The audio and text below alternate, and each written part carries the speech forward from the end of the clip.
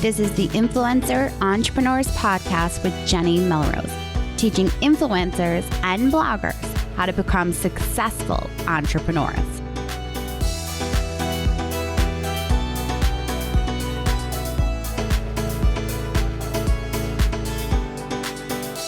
This is episode 123 of the Influencer Entrepreneurs Podcast with Jenny Melrose. Today, we're going to talk about how to become one of the top food influencers. Now, before we really dive in and pick this apart, I want to make sure that you are aware that Pitch Perfect Live, my free 5-day training, just ended last week, but you are not too late to take advantage of the pricing on Pitch Perfect Pro. As the date of this airing, Pitch Perfect Pro is at its lowest price that it will be. It closes on the 26th, which is this coming Sunday. So depending upon when you're listening to this, it'll close May 26th at the lowest prices that it will be. We are seeing an increase in price the next time around. So please make sure that if you've been on the fence wondering when Pitch Perfect Pro is the best time for you, take advantage of it now. You will have lifetime access to Pitch Perfect Pro when you come into it. So make sure that you are taking advantage of that if you have not already as a student. So what I want to talk about today is exactly how to become one of the top food influencers. I just got back from Everything Food Conference. It is one of my favorite conferences that I get to speak at every year. This is actually my third time attending and speaking, and I had an awesome time getting to connect with so many of my podcast listeners. We did a breakfast that I was able to host and just get to really talk and have great moments with my membership site users. So I am thrilled to be able to give you some of these tips that you can really start to think about. How do you become one of the top food influencers? Now, the first place that you really need to start as a food influencer, you need to niche down. You need to decide what lane you're going to get into. Whether you're going to do vegan food blogging, whether you are going to do 5 ingredients, whether it's going to be Instapot recipes, whatever it might be, I need you to pick a lane. You can't decide to just create content and be a food blogger that's going to talk about everything that you decide to make for your family. One day you have Italian, the next day you're making sushi rolls. There has to be a lane that you are going to get into, and you need to know what that is. One of the great examples that was given in the past is of an umbrella, and you need to fit your content underneath that umbrella. And that umbrella is your elevator pitch. What is it that you're delivering to your audience? So if it's going to be 5 ingredient meals that anyone can make in the kitchen, you need to know that. You need to know who it is that you are making it for and what it is that you're making when it comes to being a food blogger. Now, the reason that niching down is so important is because if you want to come up in search via Google, they need to know what it is that they can expect to see from you. And if you're talking about Chipotle recipes one day, and then the next day you're talking about a dessert recipe that is an Alaskan, whatever it might be, ice cream, I guess, it confuses Google. They don't know what to make you an expert in. They don't know how to drive which type of traffic should be driven to you. So if you niche down, decide you're going to be only 5 ingredients, or you decide that you're going to be the ultimate baker and you're going to become known for baking Southern baking recipes, that's your niche. Stay in it. Don't come out of it. Make sure that Google knows exactly what to expect, what your audience can expect when they come to you. Because anytime someone puts in then a Southern recipe, whether it is a specific type of dessert for Easter or if it's going to be a Christmas cookie that has a Southern flair to it, you are going to outrank others because Google has decided that that's what you're an expert in because you niche down to that. So figure out how you can really get into that. It could even be as specific as maybe you're just a cocktail food blogger. Like that's where you stay. You stay in with cocktails. that works. But you have to make sure that you're niching down so that you can start getting found in Google and be seen as an expert in that.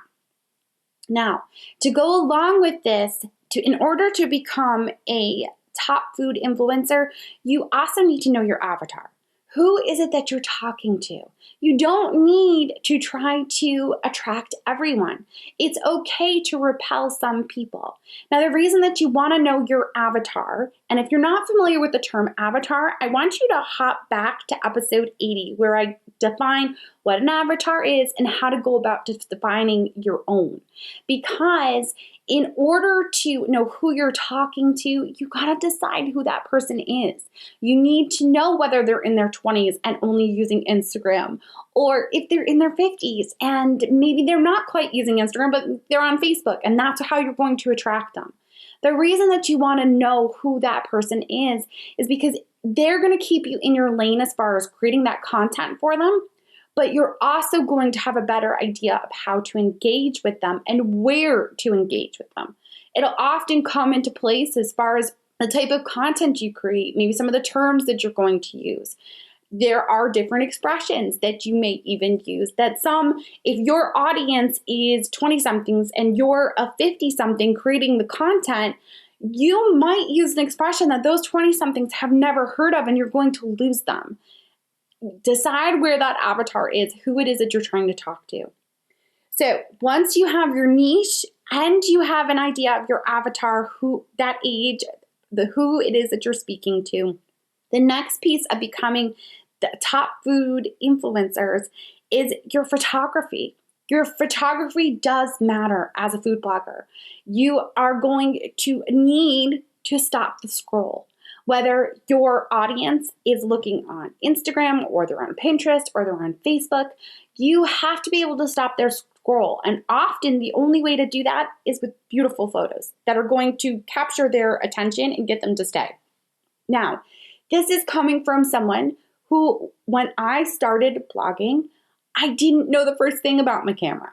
That was 9 years ago. I think I had a point and shoot at the time when I first started. You learn.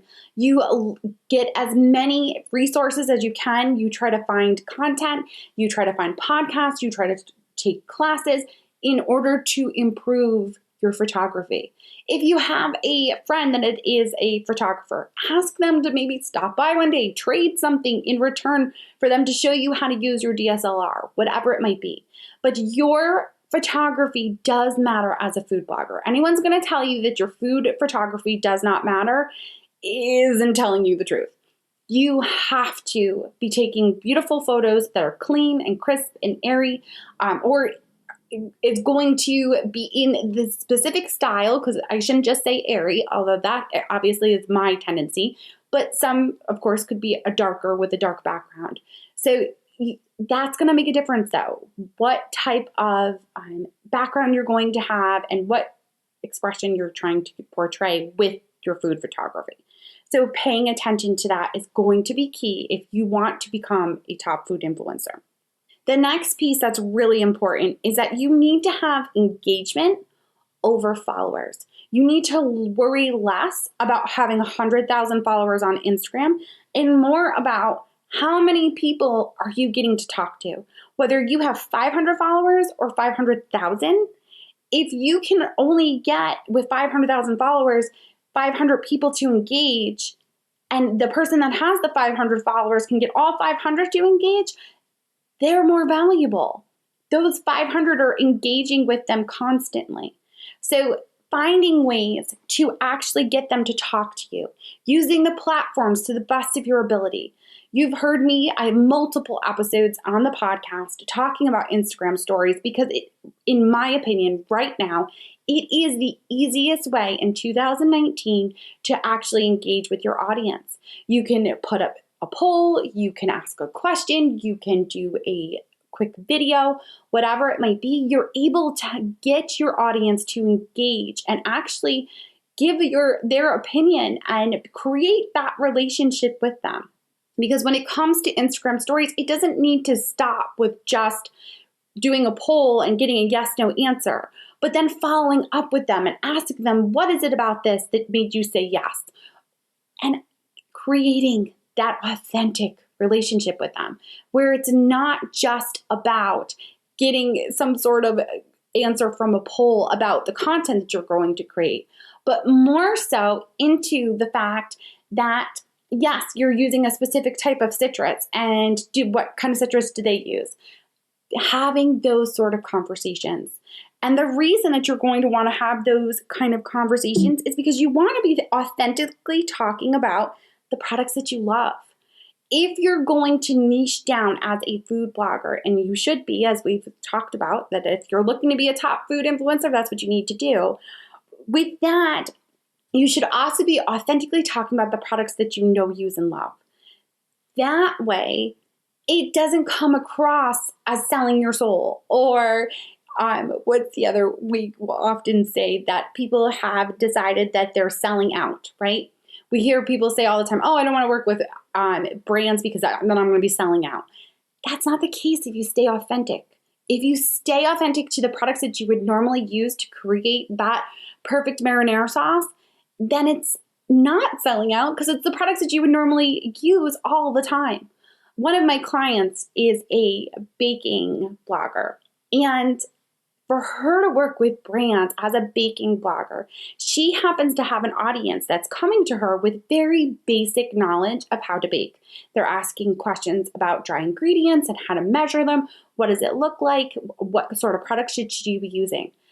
Those people are coming in at the ground level. And like I said to her, she needs to be able to articulate that to a brand, because those new people that are coming to her trying to learn how to bake, whatever products she recommends that she use, whether it's a specific type of flour or sugar or shortening, whatever it might be, that product is one that her audience is going to trust and become probably very loyal to.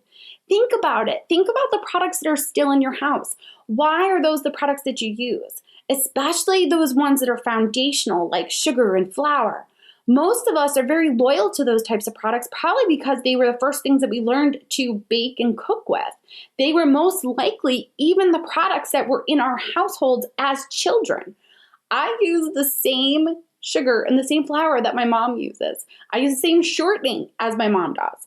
And it's just because that was the product that was in my house. It became one that I just became loyal to. So being able to tell and know your audience well enough to be able to say, this is the brand that I use, they're going to become loyal to that as well. And that's where this piece of becoming a top food influencer really comes into play. Because as an influencer, you're influencing your audience to choose to make something or to choose to use a product over another in a recipe that you're creating.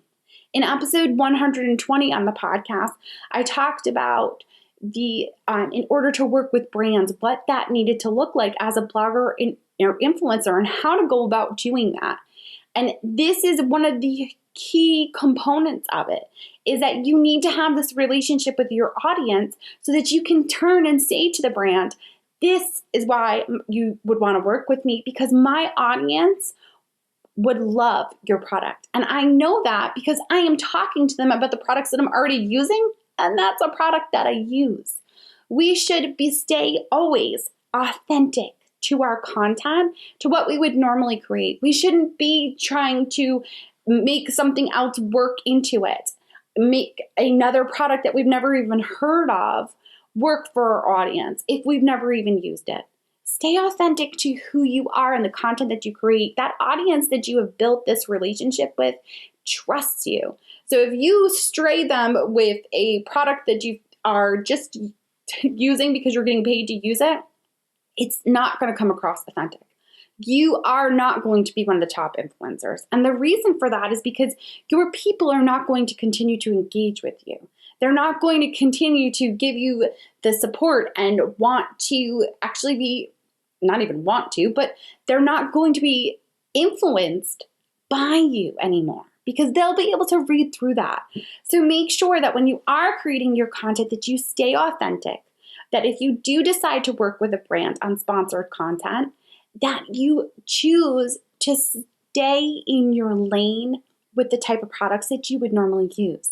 This is all about, you're going to see, even through all of these tips that I've given you about becoming a top food influencer, the ones that become that and do that, and then you see on Instagram and you see getting the contracts, are the ones who stay true to themselves, that stay true to the audience that they have built, whether it's been an audience that they built 9 years ago, or if it's an audience that they've managed to build in the past 2 years.